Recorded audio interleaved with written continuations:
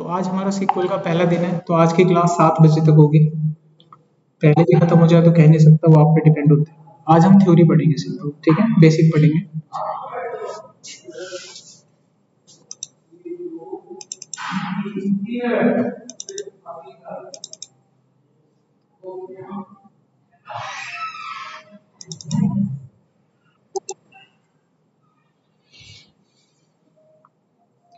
Sequel पे काम करने से पहले सीक्वल को समझना जरूरी है।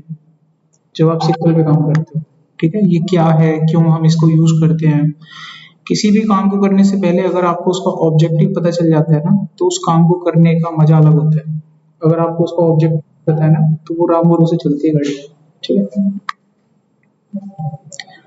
सीक्वल जो होता है ये एक डीबीएमएस सॉफ्टवेयर होता है। डीबीएमएस का मतलब होता है डेटाबेस मैनेजमेंट सिस्टम, जो हमारे डाटाबेस को मैनेज करने का काम करता है। अब डाटाबेस क्या चीज होती है? A database is the collection of data that is stored in a format that can be easily accessed. तो डाटाबेस क्या हो गया? जहां पर आपका डाटा स्टोर होता है। एक ऐसा सिस्टम जहां से आप अपने डाटा को आसानी से ले सकते हैं, निकाल सकते हैं, रिट्रीव कर सकते हैं, स्टोर कर सकते हैं। उस सिस्टम को डीबीएमएस सिस्टम कहा जाता है। और जहां पर आपका सारा डाटा स्टोर रहता है, उसको डेटाबेस कहते हैं। समझ में आ गया? डेटा क्या होता है? डेटा होती है मीनिंगफुल इंफॉर्मेशन। ये डाटा कहाँ स्टोर होता है? डेटाबेस में। डेटाबेस को मैनेज कौन करता है? डीबीएमएस। तो तार से तार जुड़ गई अब सारी। आपकी कोई जानकारी मेरे को चाहिए, तो आपकी जो जानकारी है, आपका नाम क्या है, अभी मैंने आपकी आईडी ली, ये हो गया डेटा। इसको मैं जिस जगह पर स्टोर करूंगा वो हो गया डेटाबेस। अभी फिलहाल मैंने आपकी जानकारी कहाँ स्टोर करी? एक्सेल में। तो मैं अपने लिए तो उसको भी डेटाबेस बोल सकता हूँ, पता है। बड़े बड़े प्रोजेक्ट पे काम किया हूँ ना, तो बैक एंड पे एक्सेल भी डेटाबेस होता है, हम एक्सेल से भी डाटा उठाते हैं। बट एक्सेल को हम डीबीएमएस क्यों नहीं कह सकते? बिकॉज एक्सेल के पास अपना कोई मैनेजमेंट सिस्टम नहीं है जो मुझे ऑटोमेट डाटा दे सके। लेकिन अब तो इसमें भी पावर क्वेरी आ गई है, पावर बीआई आ गया है, एआई आ गया है। हम उसको क्वेरी लिख के देते हैं, डाटा निकाल के दे देते हैं, ठीक है। बट ये काम जितना एफिशिएंटली तरीके से सीक्वल में होता है ना, इसमें नहीं होता। हम सीक्वल में क्वेरी करके डाटा निकाल सकते हैं। तो यहाँ पर हमने मोटा मोटा भी आइडिया पढ़ा कि जो भी इंफॉर्मेशन होगी उसको डाटा कहते हैं। डेटा को जहाँ पे स्टोर करते हैं उसको डेटाबेस कहते हैं। डाटाबेस जिस सॉफ्टवेयर में मैनेज करके चलाया जाता है उसको डीबीएमएस कहते हैं, करेक्ट। अब इसको एक एग्जांपल से समझते हैं कि डीबीएमएस की हमें जरूरत क्या होती है, क्यों पढ़ते हैं हम इसे। क्या कोई रियल लाइफ कोई एग्जांपल जहाँ पर इसे इस्तेमाल किया जाता हो, ताकि हम समझ पाएंगे कहाँ यूज होता है। हम लोगों ने अपनी लाइफ में ऑनलाइन फॉर्म तो कई बार भरे होंगे, आपने भरे होंगे, सभी ने भरे होंगे। तो ऑनलाइन फॉर्म जब आप भरते हो तो उसमें अपनी डिटेल डालते हो और सबमिट प्रेस कर देते हो। जो डेटा आप अपने फॉर्म में यहाँ पर फिल करते हो, क्या कभी आपने सोचा कि ये डाटा जाता कहाँ है? भरते हैं ना आपने अपनी लाइफ में, कितने फॉर्म भरे होंगे। तो कई बच्चे सोचते होंगे कि डाटा मैंने जो भरा है ना, मेरे कंप्यूटर में कहीं चला गया। ऐसा नहीं है। आपने कोई फॉर्म भरा, मेरी मशीन पे भरो बैठ के आप, लेकिन इसको आप जब अपने घर जाके लॉग इन करोगे तो आपकी मशीन पे लॉग इन हो जाएगा। इसका मतलब डेटा ना तो मेरी मशीन में सेव हुआ है ना आपकी मशीन में। डेटा कहाँ पर सेव हुआ? जो आपने डाला वो किसी सर्वर में सेव हुआ। सर्वर में क्या होगा? उस डाटा को स्टोर करने के लिए कहीं एक डाटाबेस बनाया गया होगा। उस डाटाबेस के अंदर कहीं टेबल होगी और उस टेबल में आपका डाटा चला जाता है। उस बटन के ऊपर उन्होंने क्वेरी लिखी हुई है। जब आप बटन प्रेस करते हो तो वो आपके फोन से डाटा उठाता है और आपके डाटा को डाटाबेस में इंसर्ट कर देता है, और वो डाटा हमेशा हमेशा के लिए वहां पे चला जाता है। जब आप लॉगिन करते हो, आईडी और पासवर्ड डाल के लॉगिन करते हो, वो आईडी और पासवर्ड को उस टेबल में सर्च करता है कि वही आईडी और पासवर्ड दोनों है कि नहीं है।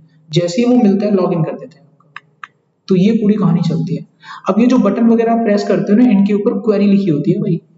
आप फेसबुक खोलते हो, फेसबुक पे आईडी पासवर्ड डालते हो, बटन दबा देते हो, तो वहां उस बटन पे क्वेरी लिखी हुई है, जिसकी वजह से वो डाटा सर्च होके आया और आपका पेज खुला। तो ये काम क्वेरी डेवलपर का होता है, यही काम होता है आप लोगों का। अगर कल को आप लोग वेब डेवलपर भी बनोगे तो भी आपको क्वेरी लिखनी पड़ेगी डाटाबेस से कनेक्ट करने के लिए। अगर आप कल को डेटा एनालिटिक्स बनोगे तो वहां पर आपको लाइव क्वेरी बटन पे नहीं दी जाएगी, वहां पर आपको डेटाबेस दे दिया जाएगा और वहां से आपको डाटा निकालने के लिए कहा जाएगा। तो कैसे निकलेगा? क्वेरी से निकलेगा। इसलिए आपके ओवरऑल इस प्रोजेक्ट को आप देखें पूरे को, इसका पूरा नाम सीक्वल है, स्ट्रक्चर क्वेरी लैंग्वेज। यानी इसमें क्वेरी लिख के डाटा निकाला जाता है। तो हमको इसमें क्वेरी सीखनी होती है कि क्वेरी कैसे लगाएं, कैसे निकालें। कोई भी काम इसके अंदर ऐसा नहीं है जैसे हम एक्सेल में करते हैं। एक्सेल पे कोई बटन दबाया, डाटा आ गया। एक्सेल में कोई ये चीज करी, यहाँ खींची खांची ड्रैग करी, आ गया।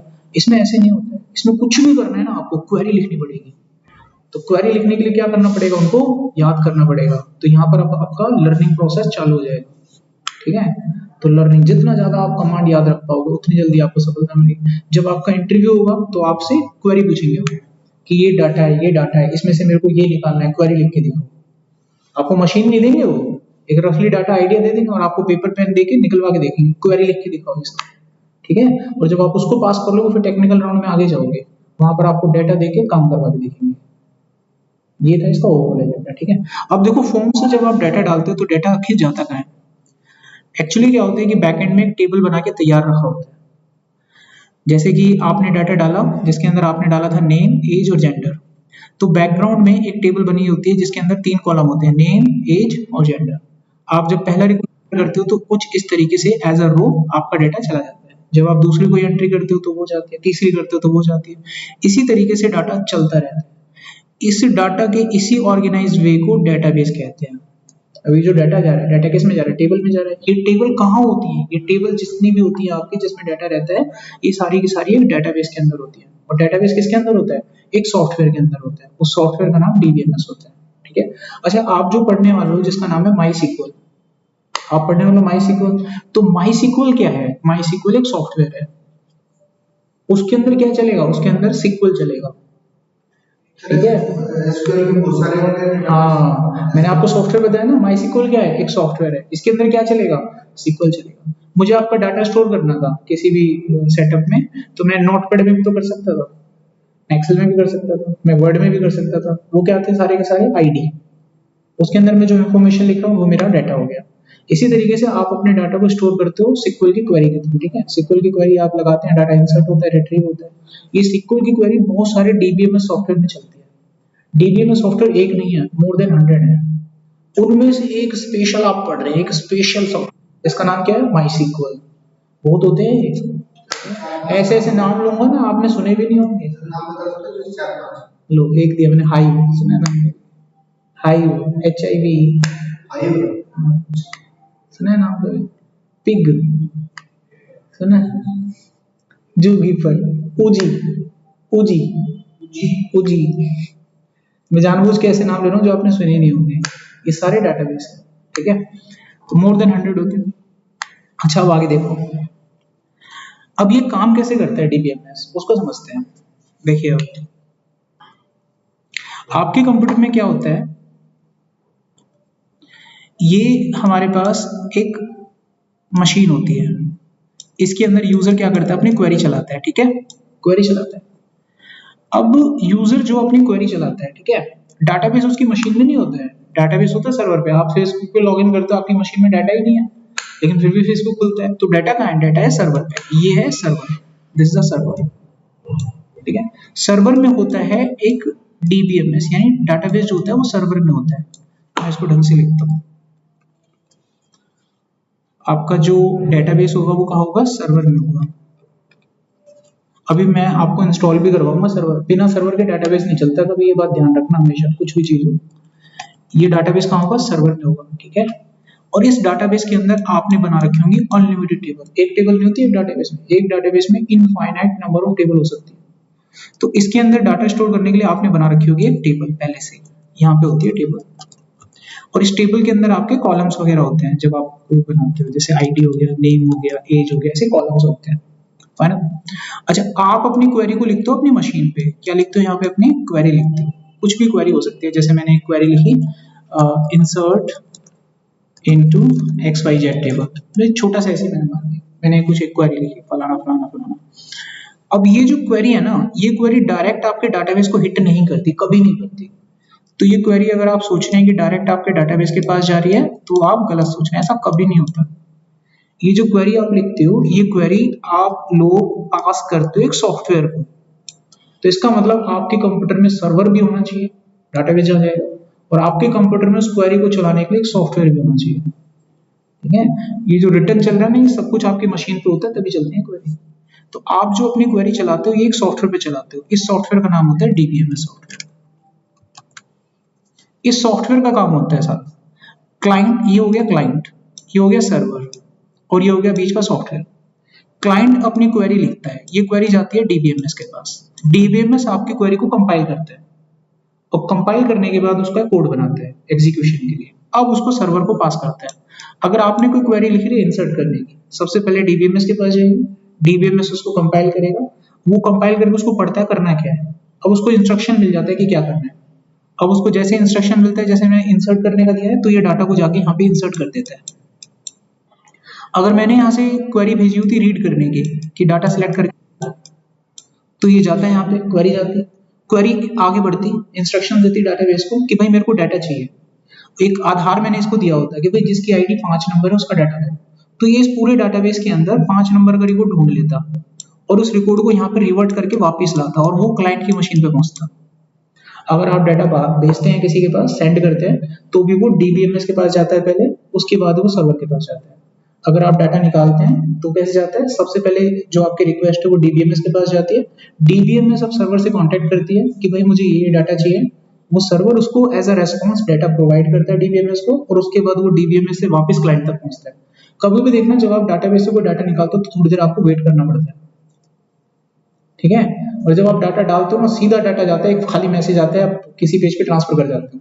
लेकिन जब डाटा निकालते हो ना, तो धीरे धीरे लोड होकर आ रहा होता है, अभी तो आ रहा है, अभी तो टाइम लगेगा, क्योंकि वो रिक्वेस्ट रेस्पॉन्स होने में टाइम लगता है। इस पूरे मैकेनिज्म को पोस्ट बैक बोलते हैं, गया फिर वापस आया, गया और फिर वापस आया, पोस्ट बैक। या इसको वेब डेवलपमेंट की भाषा में पोस्ट बैक बोलते हैं, और सीक्वल की भाषा में request response mechanism, request response mechanism.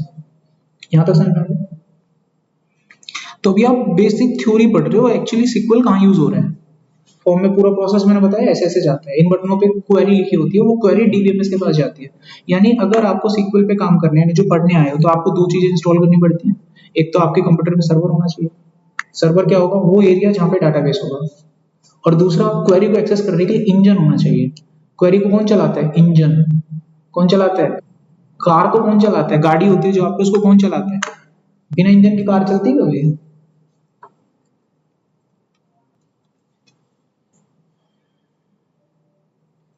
Okay तो जैसे मैंने आपसे बताया कि जब इसका डीबीएमएस का वर्क कैसे होता है, क्लाइंट सबसे पहले अपनी रिक्वेस्ट को डीबीएमएस को भेजता है, डायरेक्ट आपकी क्वेरी डाटाबेस में रन नहीं होती है, ठीक है। जैसे यहाँ पे लिखा हुआ है, client can not directly save your data inside database, he required a software that is called DBMS. यानी सीक्वल पढ़ने के लिए मुझे भी आपकी मशीन में एक डीबीएमएस सॉफ्टवेयर इंस्टॉल करवाना होगा, उसके बिना काम नहीं बनेगा।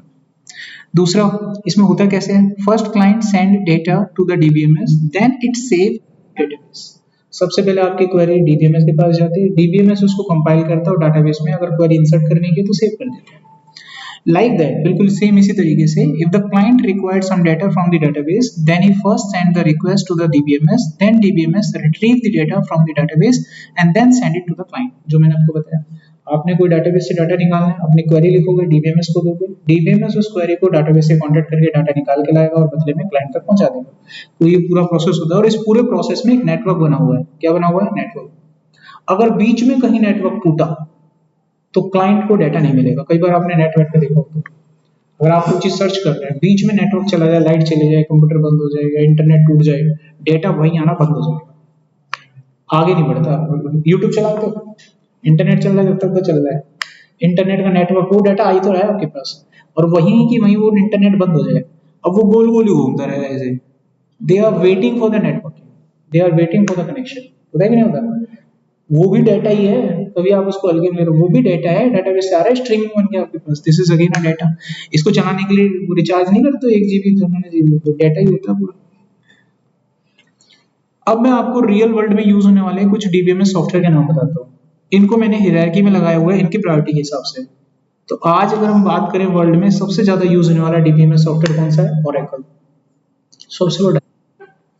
इसके बाद जो आप पढ़ने वाले हो, मैंने रख दिया इसको ऊपर है, तो तीसरे नंबर पे मैंने रख दिया बेटा, थोड़ा हौसला बढ़ता है बच्चों का। पेड, हाँ ओरेकल, ओरेकल पेड नहीं है, अब तो नहीं है ना, पेड नहीं है ओरेकल। तो माई सिक्वल वैसे नीचे था ना, ऊपर रखा है। सिक्वल सारा सेम होता है, सिक्वल का सेम होता है, ये सारी सॉफ्टवेयर है अलग।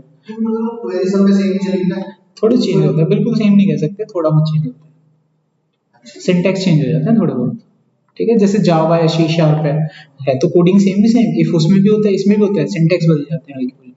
जैसे एक लाइव एग्जांपल दिखाता हूँ। आप अगर ओरेकल के अंदर जाते हैं ना, तो ओरेकल में अगर आप सिक्वल की बात करता हूँ, सिक्वल है जैसे आपके पास ये वाला, ये माई सिक्वल है और ये एमएस सिक्वल है, दोनों में फर्क है।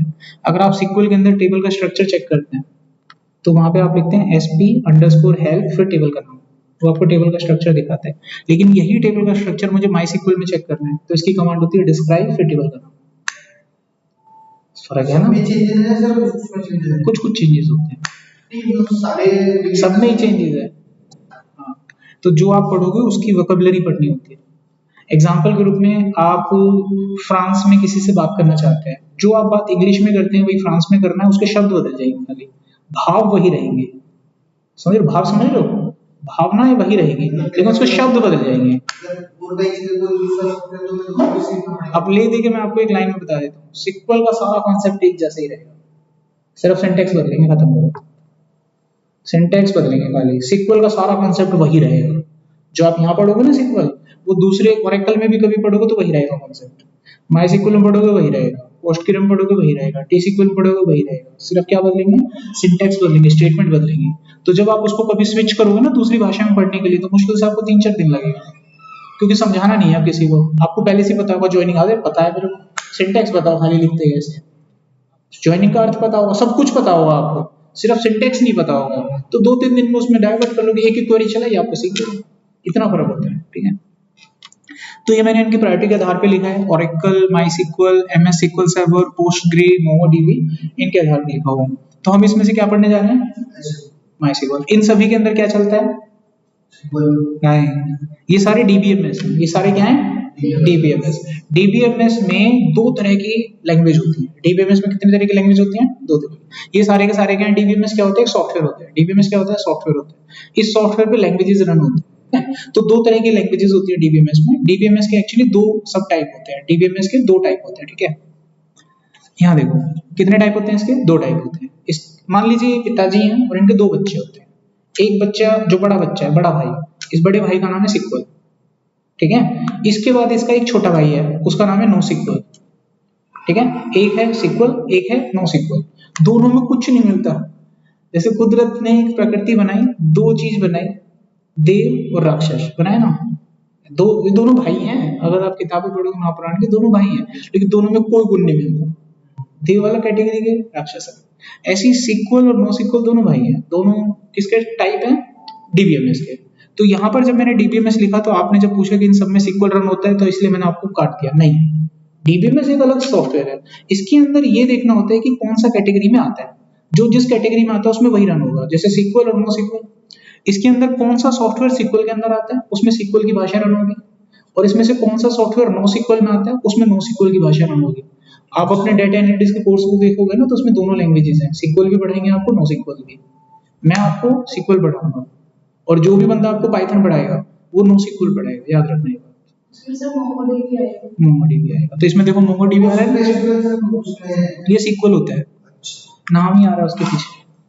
ठीक है, अब यहाँ देखिए मैंने आपसे कहा कि डीबीएमएस 2 तरह का होता है, एक होता है सिक्वल, एक होता है नो सिक्वल। दोनों की पहचान सीखो कि कैसे पता चलेगा ये सिक्वल है, ठीक है, और ये कैसे पता चलेगा नो सिक्वल है। देखो जो सिक्वल होता है ना, उसकी पहचान ये होती है कि उसमें जब आप डाटा स्टोर करते हो तो वो टेबल के फॉर्म में जाता है।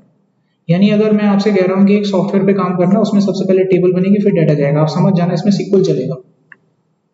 समझ आई बात। अगर किसी भी डेटाबेस में अगर आप टेबल बनाकर काम कर रहे हो तो इसका मतलब वहां पे सिक्वल चलेगा। वहां पर कौन सी क्वेरी चलेंगी, सिक्वल की क्वेरी चलेगी। इसमें जो आपका डेटा होता है वो टेबल के डायग्राम में आता है। किस डायग्राम में आता है, टेबल के।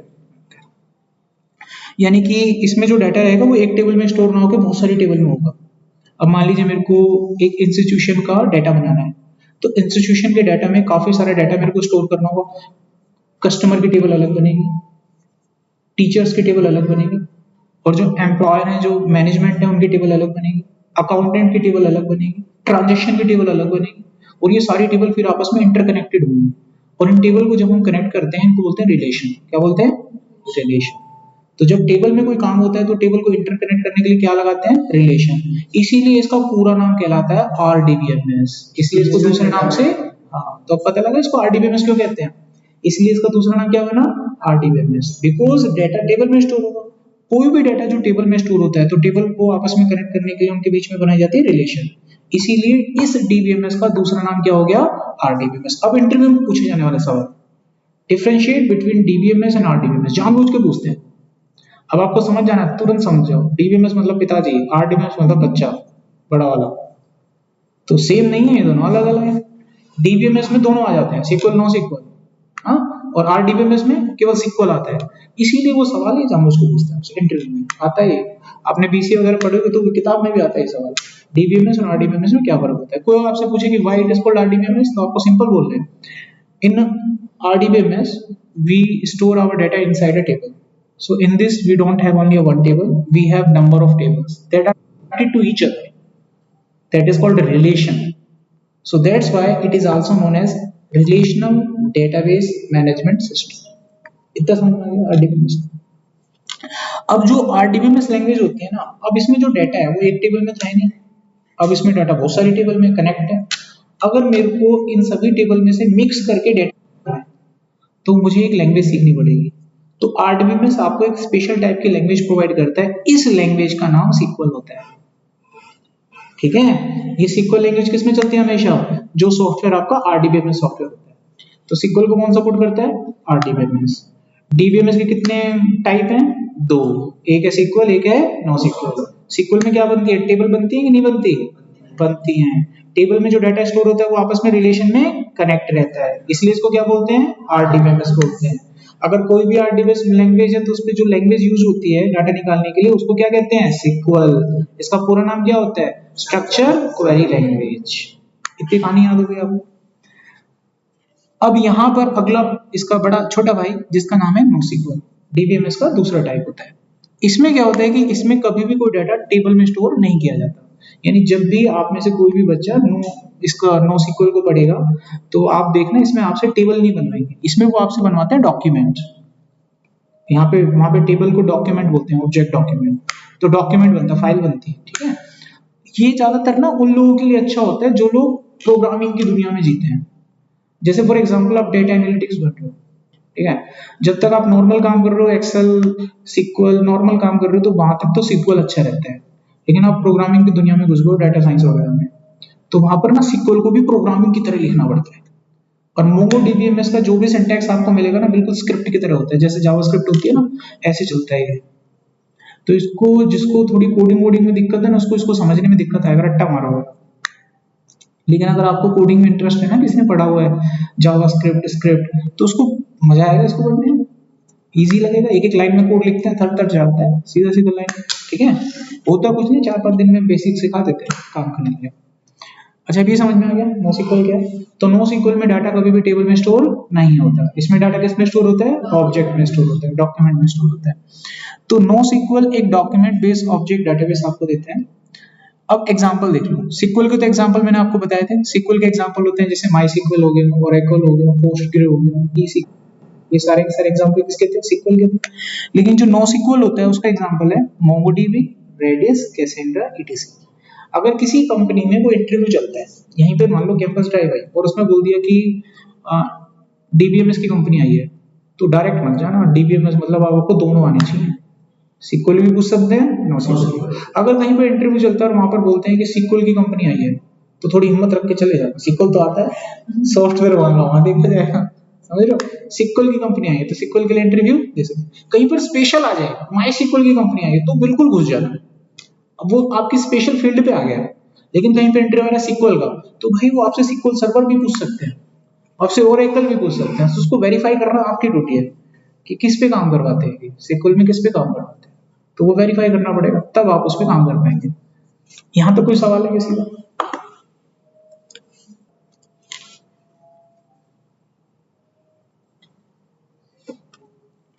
यहाँ पर अब हम बात करेंगे एडवांटेजेस की, कि माई सिक्वल अगर आप पढ़ रहे हो तो इसके क्या एडवांटेजेस हैं आपके पास। सबसे पहला एडवांटेज है क्रॉस प्लेटफॉर्म, यानी आप माई सिक्वल को किसी भी ऑपरेटिंग सिस्टम पे इंस्टॉल करके चला सकते हैं। अब हो सकता है आप में से कोई बच्चा मैक लेके बैठा हो, मैक ऑपरेटिंग सिस्टम, सर मेरे पास तो मैक है, तो मैं मना नहीं करूंगा, चलता है अपना इंस्टॉल कर लो। लेकिन सर मेरे पास मैंने मैक मैंने नहीं चलाया कभी, कभी मेरे से इंस्टॉल करवाओ, तो मैक को तो मैं हैंडल नहीं कर पाऊंगा, लेकिन आपको तरीका बता दूंगा कैसे करना है। करेक्ट। ये किसी भी ऑपरेटिंग सिस्टम पे आपका चल सकता है। दूसरा, माइस्क्ल की खासियत ये है कि हर लैंग्वेज के साथ सपोर्टेबल है। इसका एग्जांपल है, समझो, अगर कोई बच्चा मर्न डेवलपमेंट सीखता है तो वो भी माइस्क्ल सीखता है। अगर वो मीन में करता है, एंगुलर में काम, तो उसको भी माइस्क्ल बताते हैं। अगर कोई जावा फुल स्टैक का है, पाइथन फुल स्टैक का बच्चा वेब डेवलपमेंट करना चाहता है, तो उसको भी बैकएंड में डाटाबेस के लिए माइस्क्ल बताते हैं। कोई जावा का बच्चा भी पूरे इंस्टीट्यूशन में कहीं घूम रहा होगा ना, उससे पूछना डाटाबेस कौन सा बड़ा, वो भी कहेगा माइस्क्ल। मतलब ऑल इन वन है ये, ऑल इन वन, इसलिए इसको थोड़ा ऊपर रख दिया हमने। दूसरा, अगला पॉइंट, माइस्क्ल एक आरडीबीएमएस सॉफ्टवेयर होता है, यानी कि इसमें जो टेबल होती है आपस में एक दूसरे से कनेक्टेड होती है डाटा को निकालने के लिए। अगला point, MySQL database server fast है एज कंपेयर टू जो दूसरे डाटाबेस है ना, उनसे थोड़ा फास्ट है। लेकिन ना मैं इसको पूरा 100% तो नहीं बोलूंगा। देखो मैं ये क्यों नहीं, मैं क्यों झूठ बोलूंगा आप लोगों से, है ना। लिखने वाले लिख देते हैं, लेकिन ऐसा नहीं है कि ये बिल्कुल फास्ट तो हमने काम किया, हम जानते हैं इसके बारे में। ये कब फास्ट होता है, मान लीजिए एक ड्राइवर है, उसको मैंने एक नई बिल्कुल बढ़िया स्प्लेंडर दी और उस पर वो नहीं चली, फंसा दी, उस पर वो नहीं चली, फंस गई उस पर, ठीक है। अच्छा, एक जबरदस्त ड्राइवर, उसको मैंने घटिया सी स्प्लेंडर दी, वो भी उसको निकाल के ले गया। तो ये ड्राइवर पे डिपेंड करता है आप चलाते कैसा हो, ठीक है। ये अच्छा है, लेकिन चलाने वाला अच्छा है तो अच्छा है, और चलाने वाला अच्छा नहीं है तो ये हैंग भी हो जाएगा आपका सर्वर, ठीक है। आप काम करोगे, क्वेरी चले ना चले तो हैंग हो जाए, तो चलाना आना चाहिए आपको, ठीक है। ऑप्टिमाइज करके चलाना होता है। नेक्स्ट होता है रिलायबल। रिलायबल मतलब भरोसा आप कर सकते हैं, इसके पीछे कुछ कारण है। आज भी बड़ी बड़ी कंपनी। अच्छा, अगला है स्केलेबल। स्केलेबल का मतलब होता है, आज मान लो मैंने अपनी कोई जनरल पर्पज एप्लीकेशन बनाई, मैंने भी एक सॉफ्टवेयर बना दिया, एप्लीकेशन बना दी वेबसाइट की, भाई इस पे जाओ और आप ऑनलाइन शॉपिंग कर लो। आज उस वेबसाइट पे 10 यूजर हैं, कल को धीरे धीरे 20 भी होंगे, 100 भी होंगे, तो डरने की बात नहीं है। मैंने बैकएंड में माइस्क्ल यूज करा है, तो ये मिलियन बिलियन तक के डाटा को यूज कर लेता है, तो कोई दिक्कत आता नहीं है इसको, ठीक है। लेकिन वो पॉसिबल है, कुछ आप डिपेंडेंसी वगैरह पे काम करोगे तो। आप में से बहुत सारे लोगों ने पढ़ा है, SQL पढ़ा है ना, रिवीजन क्लास ले लिया आधी तो, ठीक है। तो मेरे को आप में से कोई बताओ डिपेंडेंसीज क्या होती है। मैंने आपको बताया ना, टेबल एक दूसरे से कनेक्टेड होती हैं, तो टेबल जब एक दूसरे से कनेक्टेड होती हैं तो डिपेंड करती हैं, एक टेबल दूसरी पे डिपेंड करती है, तीसरी टेबल पहली पे डिपेंड करती है, तो इसको क्या बोलते हैं, डिपेंडेंसी बोलते हैं ना। जब डाटा आप टेबल में डालते हो तो डाटा भी एक दूसरे पे डिपेंड करता है, वो क्या होती है, डिपेंडेंसी होती है। तो आप में से कोई भी बच्चा बताओ डिपेंडेंसी के बारे में, बताओ यार, मैं पूरी देर बोल रहा हूँ, थोड़ा आप भी बोलो, बताओ आपने पढ़ा है, थोड़ा थोड़ा आपने थोड़ा बहुत तो दे दो हिंट। इतने बताया जितना आपने बताया, तो नहीं पता था, डिपेंडेंसी वाले नहीं बताया, डिपेंडेंसी नहीं बताया, इतने बताया जितना आपने बताया। तो मैं तो अब डिपेंडेंसी नहीं बताता, आप डिपेंडेंसी बताओ बेटर।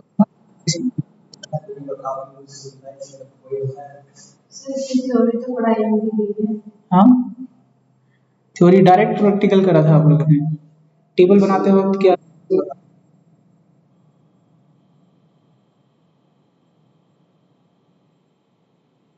नहीं, ये नहीं होती। मैं चलो आपको टर्म देता हूँ, नाम बताता हूँ, फिर बताना, ठीक है। और आपकी हेल्प करता हूँ ज्यादा। तो डिपेंडेंसी ना कई तरह की होती है, मैं कुछ नाम बताता हूँ, आप में से किसी को भी किसी के बारे में पता है तो मेरे साथ जिक्र कीजिएगा, करेक्ट।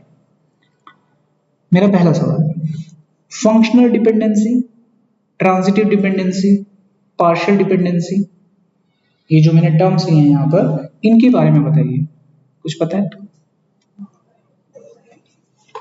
ये टेबल बनाते वक्त काम आते बेटा, जब भी तो मैंने बोला था सर्वर फास्ट होगा, लेकिन तभी जब आपने डाटा ऑप्टिमाइज करके बनाया। अगर डाटा ऑप्टिमाइज करके नहीं बनाया होगा तो सर्वर फास्ट नहीं होगा। इसी को ऑप्टिमाइज करने के लिए डिपेंडेंसी यूज में लाई जाती है। यूजर 10 है तो यूजर धीरे-धीरे बढ़ेंगे, तो फिर सर्वर भी बढ़ेंगे ना। वो डिपेंडेंसी नहीं है, वो अलग चीज होती है। वो तो इनपुट पे डिपेंड करता है ना, input are directly proportional to your server strength, वो तो इनपुट होता है। डिपेंडेंसी एक अलग चीज होती है। डिपेंडेंसी का एक छोटा सा एग्जांपल देता हूँ। Right now I am your teacher, you all of my student, so you are depend on what. मैं चला जाऊं तो क्या करोगे तुम यहाँ, सोच के देखो।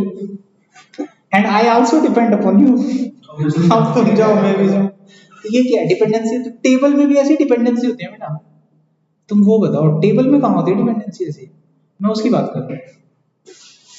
यही फर्क होता है बेटा, एक पढ़ाई और एक असली पढ़ाई, ठीक है।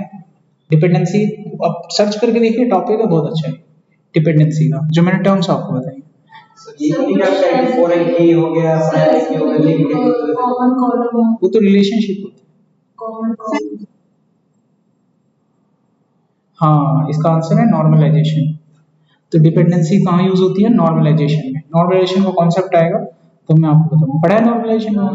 ये तो पढ़ा है ना, मैं भी सब पढ़ा है। चलो मैं भी छोड़ दूंगा ऐसे चलो मजाक कर रहा हूँ। चलो देखो अभी यहाँ पे इतना समझ में आ गया क्या होता है, आगे बढ़ते हैं। अब कुछ पॉपुलर वेबसाइट हैं जो आज के टाइम पर भी माई सिक्वल को यूज करती हैं, ठीक है। उनके नाम आपके सामने मैंने लिख दिया है यहाँ पर। Facebook, Twitter, Google, Wikipedia, YouTuber, Flickr. मैंने एमवे नाम नहीं लिखे हैं, ये करती हैं बैकएंड में आज भी, लेकिन पूरी तरह से यूज नहीं करती हैं। इसके पीछे थोड़ा सा मैं आपको ये बताना चाहूंगा कि कोई भी जब कोई वेबसाइट होती है, कोई कंपनी होती है, जब वो स्टार्टअप होती है, जब खुलती है, तो वो किसी के ऊपर डिपेंड होकर खुलती है। वो उसकी चीजें यूज करती है, अपना स्टेपल नहीं करती है स्टार्टअप, वो किसी को डिपेंड करके लेती है। तो इन्होंने भी ऐसी शुरुआत करी, लेकिन जब वो फेमस हो जाती है, जब वो फेमस हो जाती है, जैसे किसी कंपनी को अपना डाटा स्टोर करने के लिए कहीं पर वेयर हाउस चाहिए, तो अपने डाटा को स्टोर करने के लिए वो डाटा वेयर हाउस की तरफ अप्रोच करती है और अपने डाटा को वहां पे रखती है। तो जो वेयर हाउस की कंपनी होती है ना, वो चार्ज करती है उन पे पैसे। एक वक्त आता है जब वो कंपनी ग्रो होने लगती है, और जब कंपनी ग्रो होने लगती है तो डाटा बढ़ने लगता है, और जब डाटा बढ़ने लगता है और वो डाटा को वेयर हाउस में स्टोर करेगी तो कमाएगी क्या? सोच में आया, दिमाग में आ रहा है? Business perspective point of view से। तो वो बड़ी बड़ी जब कंपनीज बढ़ जाती है ना, तो वो कंपनी खुद अपना वेयर हाउस बना लेती है, वो फिर दूसरे पे डिपेंड नहीं होती, वो अपना बना लेती हैं। और जिस दिन वो अपना बना लेती हैं, फिर वो सल्तनत बन के राज करती हैं, ठीक है। जियो ने क्यों बांटा बेटा, पता है हमको फ्री में डाटा? उसने खुद अपने टावर लगाए थे, जियो जियो और जियो ने क्यों बांटा हमको फ्री में डाटा? क्योंकि उसकी जेब से कुछ जा ही नहीं रहा था। 3 टायर में इंटरनेट चलता है आपका, नेटवर्किंग। एक फर्स्ट टायर होती है जो देश से देश को कनेक्ट करती है, इसके लिए फाइबर केबल्स बिछाई जाती हैं समुद्रों के नीचे। स्टार्टिंग में तो कॉल्स पे फ्री थी ना उसकी। वो बताता रहे क्यों करा फ्री, उसका जेब से जा ही नहीं रहा था कुछ, ठीक है। जिनकी उम्र 25 साल तक की होती है। फिर आता है 2 टायर आर्किटेक्चर।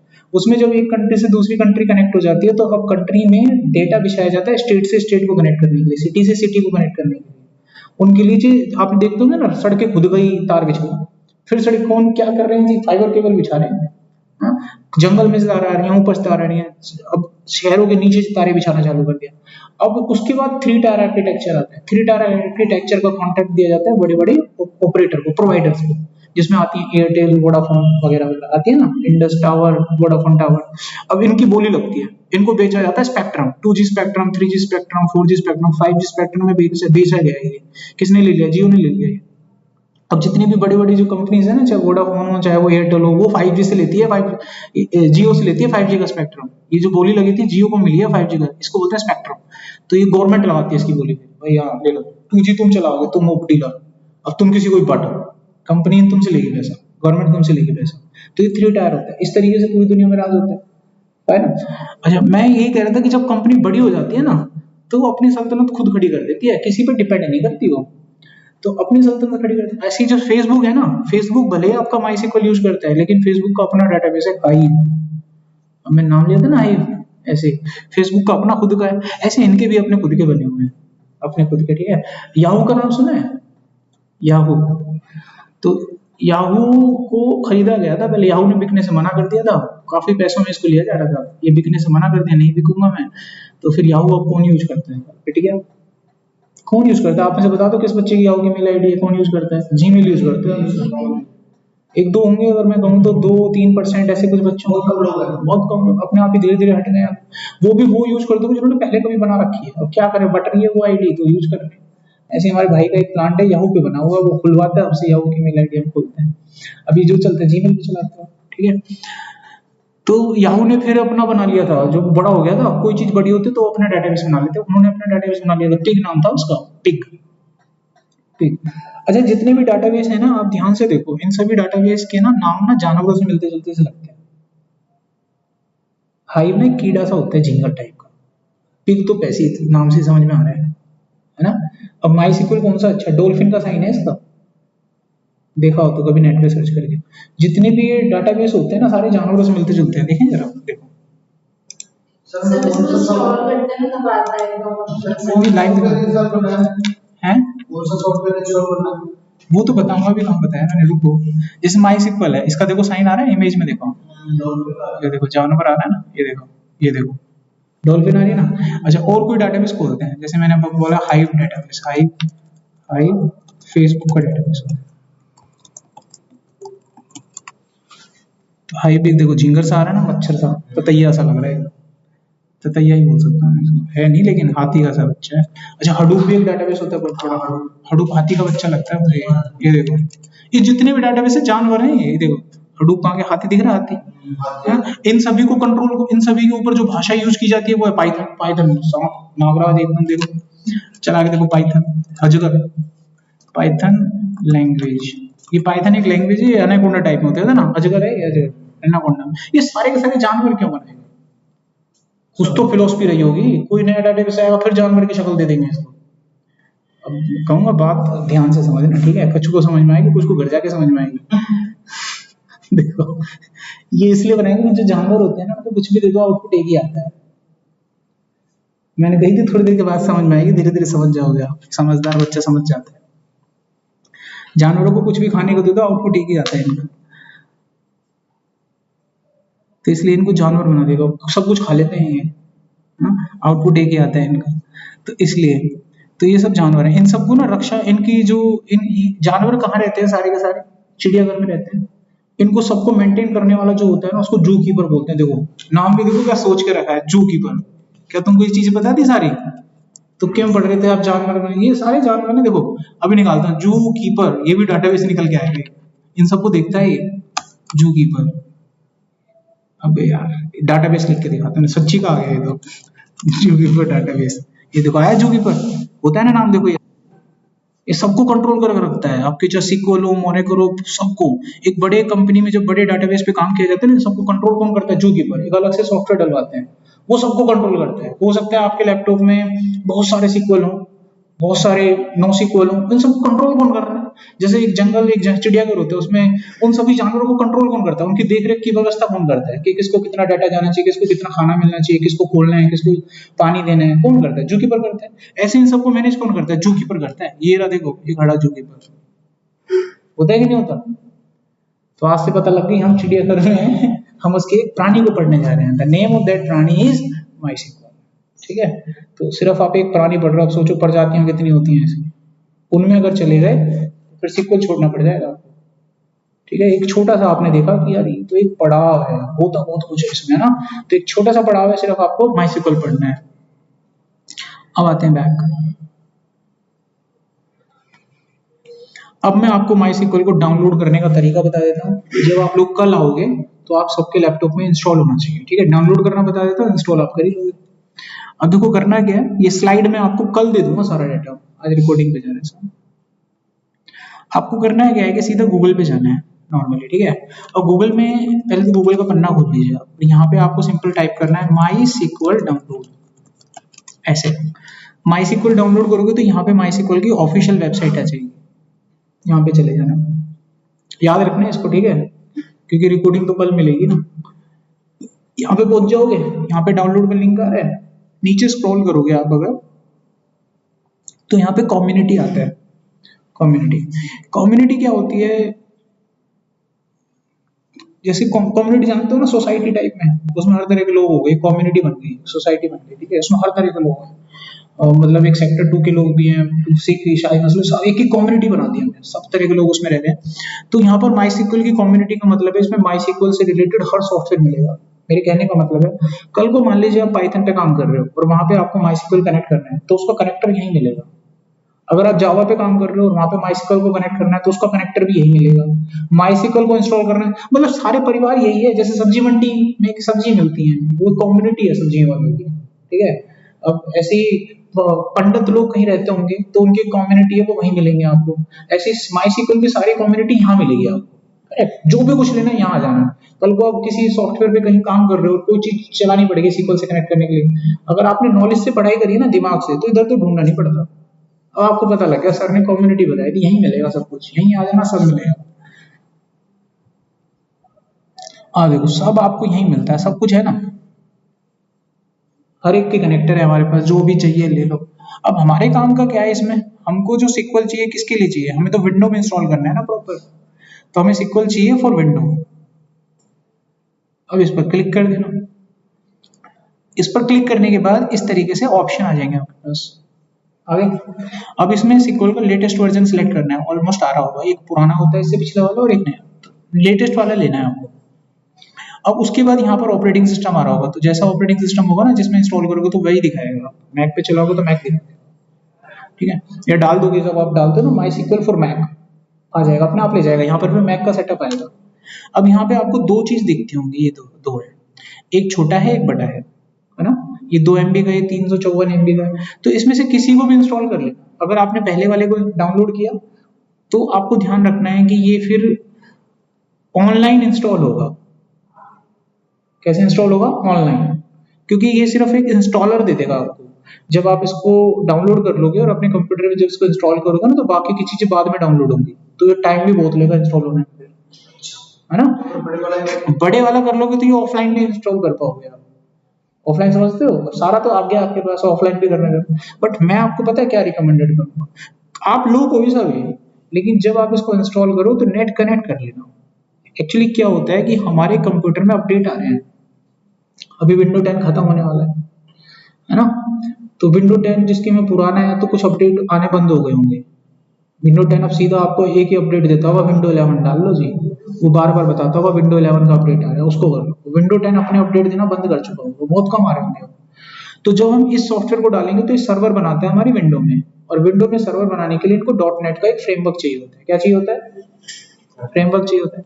अब वो फ्रेमवर्क का वो डाउनलोड देगा तभी तो, देगा नहीं तो दिक्कत हो जाएगी। ऑफलाइन डालोगे तो वैसे ही नहीं होगा आपकी मशीन में, ठीक है। तो अब इसको कभी भी इंस्टॉल करो तो कैसे करना है, इंटरनेट कनेक्ट करके करना, सब कुछ ठीक ठाक चलेगा, ठीक है। इंस्टॉल करके फिर आप करना है इसको, और थोड़ी देर के बाद जब ये इंस्टॉल हो जाएगा ना, इंस्टॉल कर लोगे ना, एक इसके डिस्क्लेमर दे देता हूँ, मैं तो जाने वाला हूँ 7 बजे ना, मैं देखो आपको ना इसमें एक डिस्क्लेमर दे देता हूँ। आपने इसको इंस्टॉल किया और कुछ गलती हो गई, गलती हो सकती है, कुछ गलती हो गई, फिर ये इंस्टॉल नहीं होता, फिर तो ये रुला देता है पूरी तरह। इंस्टॉल करने के बाद इंस्टॉल नहीं होता, वो पुराने पोर्ट नंबर पुराने उठा लेता है, नए नहीं उठाता। तो इन बातों को ध्यान रखना आपको, ठीक है।